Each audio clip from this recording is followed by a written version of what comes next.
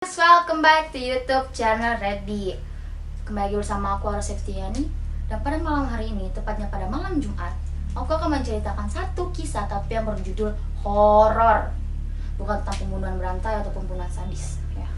Oke, di sini aku akan membahas satu cerita yang pastinya udah banyak banget orang yang tahu, bersebagian sih ya. Karena ini tempatnya udah mendunia. Mau tahu tempatnya atau mau tahu ceritanya seperti apa? Stay to my video. Halo gengs, welcome back lagi bersama aku. Pasti kalian gak bosan-bosan, kangen aku, fix lo suka sama gue. Oke gengs, kalian buat para pecinta tentang cerita atau kisah horor pastinya seneng banget kan denger atau melihat video gue gitu kan, pasti kan suka banget tuh. Nah, pada malam hari ini gue akan membawakan satu cerita atau satu kisah dari Rumah Sakit Jiwa Gonjiam. Yaps, yang udah ada filmnya itu loh, yang berjudul Gonjiam Ghost Hunters, ya kan? Nah, Gonjiam ini terletak di Korea Selatan. Gue masih yang baca langsung aja berita ya. Rumah Sakit Gonjiam yang terletak di Korea Selatan ini dikenal sebagai salah satu tempat terseram baik di Korea maupun di dunia. Tuh guys, udah mendunia, otomatis udah semua orang tahu dong, ya kan? Tempat terseram sedunia. Setelah masuk ke dalam daftar 7 tempat terseram, banyak wisata luar yang penasaran dengan rumor menyeramkan yang datang dari Rumah Sakit Jiwa Gonjiam ini.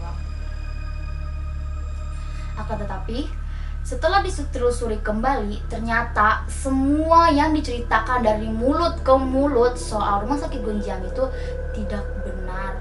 Ada rumor yang menyebutkan rumah sakit ini berhenti beroperasi karena sang direktur RS bunuh diri. Namun, dalam sebuah acara TV channel A pada tahun 2007, sebuah fakta mengejutkan telah terungkap bahwa sang direktur rumah sakit hingga saat ini masih baik-baik saja. Berarti dia meninggal ini dipalsukan gitu loh. Orang masih hidup dibilang meninggal. Gak ada otak. Alasan rumah sakit ini berhenti karena dikenalkan peraturan pemerintah tentang perlindungan pasukan air, sehingga pemerintah mengharuskan pihak rumah sakit untuk membangun pengelola limbah. Bukannya limbah itu nggak boleh ya? Akan tetapi antara si pemilik bangunan dan direktur RS sempat cekcok soal biaya pembuatannya. Jadi pemilik rumah sakit dengan pengelola pasukan air cekcok, berantem, karena yang namanya limbah itu nggak bisa sembarang dikelola kan. Limbah apa dulu nih yang dikelola, baik atau enggak untuk alam nih limbahnya kan, kita kan nggak tahu ya.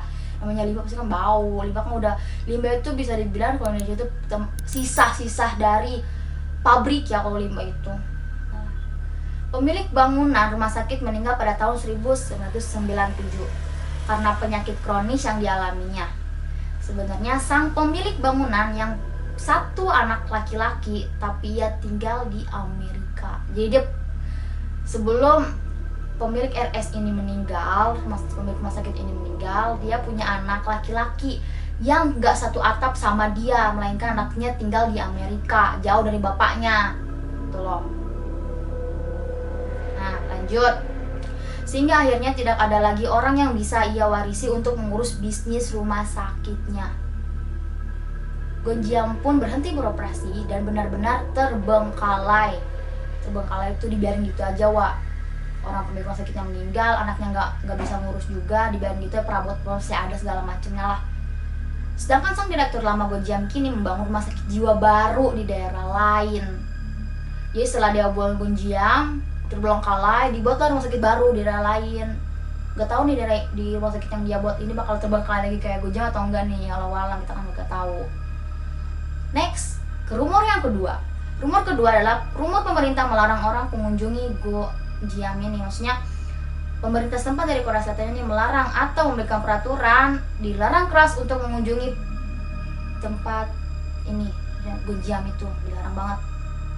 Karena pemerintah Korea Selatan memang melarang masyarakat memasuki bangunan ini Tetapi alasannya bukan karena Gonjiam menyeramkan, namun alasan sebenarnya adalah karena bangunan ini merupakan milik perseorangan dan memasuki bangunan yang bukan bangunan umum hukumnya. Ilegal menurut Undang-Undang Korea Selatan pasal 3 ayat 9. Selain itu, warga di sekitar juga sering melaporkan karena merasa terganggu oleh masyarakat luar yang melakukan percobaan paranormal dan mengganggu ketenangan mereka tidur di tiap malam. Oh, berarti rumah sakit Gonjiam ini dekat sama penduduk berarti ya, kalau emang masyarakat sana bisa mendengar tiap malam ada orang masuk ya cekiki gitu loh. Lanjut, awalnya rumor soal Gonjiam muncul dibicarakan netizen di forum Meister Gallery, semacam kakus gitu lah, semacam berita-berita yang hoax dinyatakan gitu loh. Udah tahu itu gak bener, diiklankan, ditayangkan. Pada tahun 2007 dan 2008, kalau dipikir-pikir sepertinya cerita soal Gonjiam memang selalu muncul apalagi di musim panas. Setelah netizen ramai membicarakan soal Gonjiam, muncullah berita-berita hoax soal rumah sakit Gonjiam ini. Nah, dan situ pun gengs, udah gak pula dari pemilik rumah sakit meninggal, udah gak ada dulu setelah Bangkalai, dan hoax ini pun semakin besar. Oke, lanjut. Yang keempat adalah bakalan digungsur. Istilah rumah sakit Gonjiam ini akan dibongkar secara paksa karena masyarakat sudah merasa terganggu.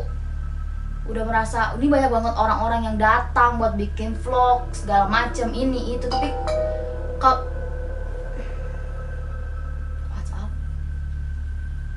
lanjut, karena banyak berita hoax yang membuat masyarakat luas mengunjungi Gonjiam sejak tanggal 28 Mei bulan lalu. Atas pemerintahan warga sekitar, pemerintah sudah mulai melangsungkan pengerjaan pengungsuran bangunan rumah sakit yang katanya seram itu. Wah,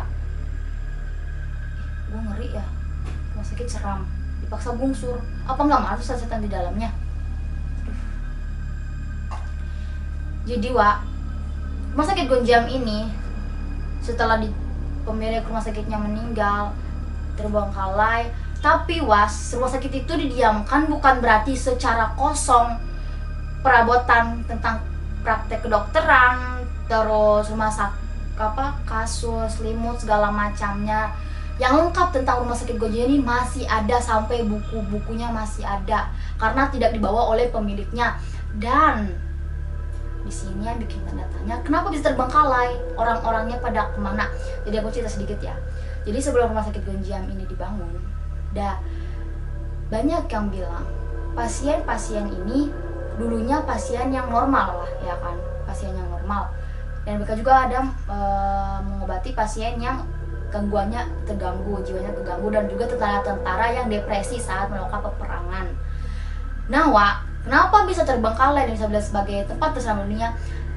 Sebabnya ataupun berita yang beredar di sana bahwa pasien-pasien ini mati, ada yang tidak wajar, ada yang mati gantung diri, dan ada yang dijadikan sebagai bahan praktek kedokteran, gitu loh, bahan praktek kedokteran yang ya mereka jadi bahannya gitu. Terus yang ketiga, mereka mati karena umur, terus dan mati juga karena mereka mendapatkan tekanan dari dokter-dokter sinting, dokter-dokter gila lah istilahnya. Di kembang praktik juga sama, semacam itulah.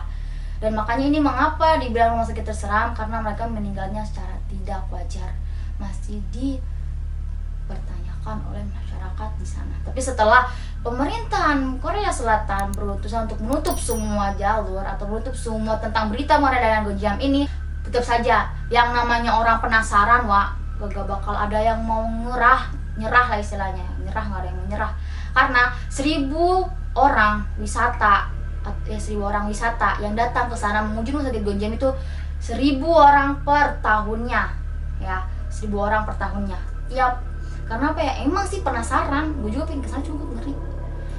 Rumah sakit Gonjiam ini emang udah terkenal sih karena keangkerannya. Kalian nonton aja deh filmnya yang berjudul Gonjiam House Hunters. Nah itu film menjudulkan Antara Rumah Sakit dan Jam dan Berada di Dalam itu seperti apa. Dan ini mereka film itu tinggal menunjukkan soal hantu berkepala enggak, tapi menceritakan suasana di dalam rumah sakit itu seperti apa. Kalian nonton sendiri deh. Oke guys, cukup sekian cerita atau kisah malam hari ini tentang Rumah Sakit Jiwa Gonjiam. Semoga teman-teman pada suka dan jangan lupa di subscribe, like, and comment. Mohon maaf jika ada salah kata ataupun pembahasannya ataupun ceritanya atau kisahnya kurang lengkap, silahkan komen di bawah aja. Tolong support channel ini sampai berkembang. Sampai jumpa kembali di cerita selanjutnya.